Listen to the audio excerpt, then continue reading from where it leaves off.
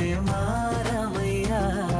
పెద్దలు వేసిన అక్షతలు, దేవుడు పంపిన దీవెనలు, ఇవిలో కుదిరిన దంపతులు ఈ చోట కలిసారు ఈ వాటికి.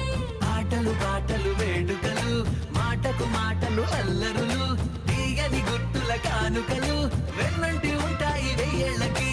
రారండో వేడుక చూద్దాం, ఈ సీతమ్మని రామయ్యని ఒకటిగా చేసేద్దాం, ఆడేద్దాం.